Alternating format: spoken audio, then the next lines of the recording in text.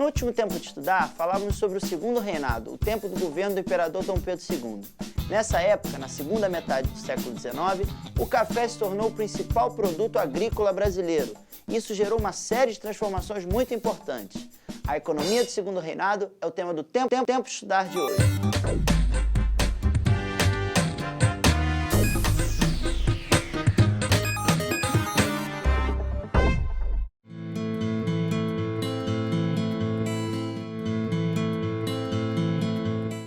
O principal produto da economia, produto da agricultura brasileira, né?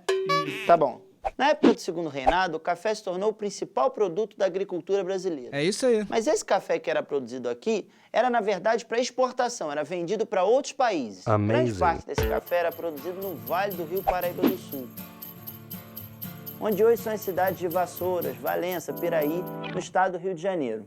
Esse café, que era produzido para atender o mercado internacional, ele era feito em grandes fazendas, o chamado latifúndio, e que utilizava mão de obra escrava. Agora você pensa comigo, se aumentava a demanda, a procura por café, teve de aumentar também a mão de obra, o número de escravos. Com esse sucesso todo na venda do café, esse grupo de cafeicultores se tornou um grupo político importante, que influenciava as decisões na época do Império.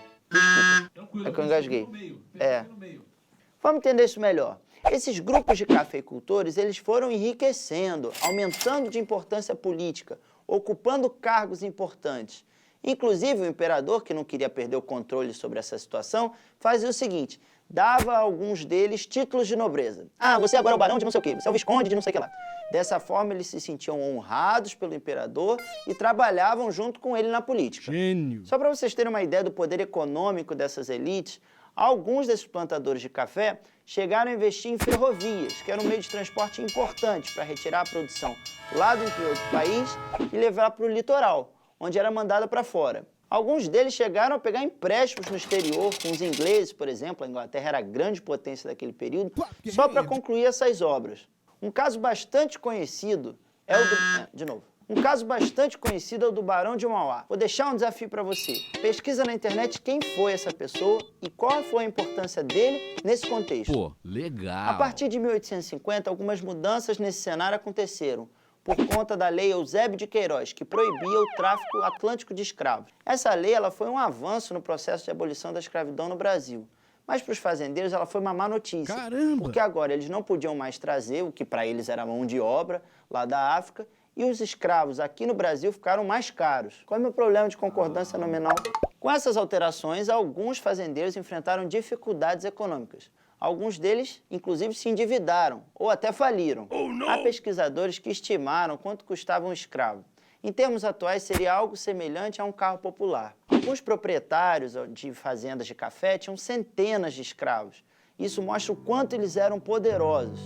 Mas cá para nós, isso mostra também uma realidade bastante triste, de uma época em que vidas humanas eram mercadoria, elas tinham um preço.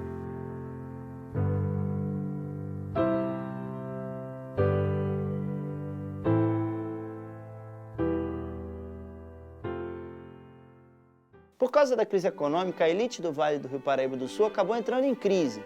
E um novo grupo cafeicultor ganhou força, lá no oeste do estado de São Paulo. Ah, é? Isso é possível porque esse grupo lá do oeste de São Paulo, ele empregou mão de obra imigrante, ou seja, de pessoas que vieram de fora do país só para trabalhar na cafeicultura. E eles não eram escravos, mas sim livres. Entendi.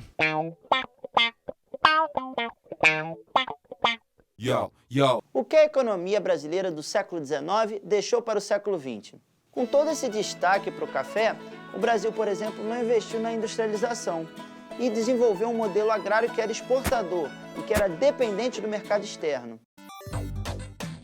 Hoje a gente viu que durante o Segundo Reinado, o café se tornou o principal produto de exportação brasileiro e que foi no Vale do Rio Paraíba do Sul, atual estado do Rio de Janeiro, onde surgiram os primeiros grandes latifúndios importantes de café.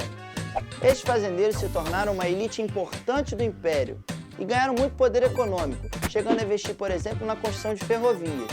E isso fez com que eles se endividassem com bancos estrangeiros. Após a Lei Eusébio de Queiroz, a aquisição de novos escravos ficou mais cara, gerando a crise para alguns fazendeiros.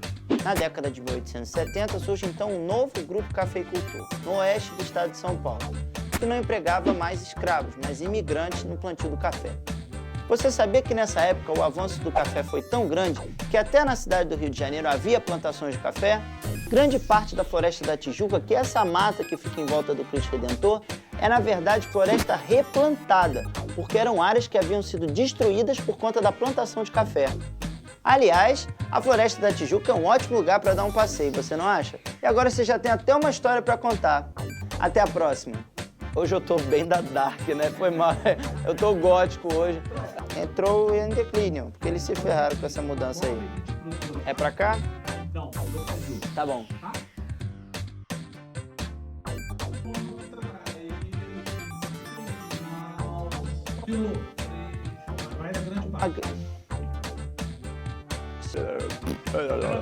É.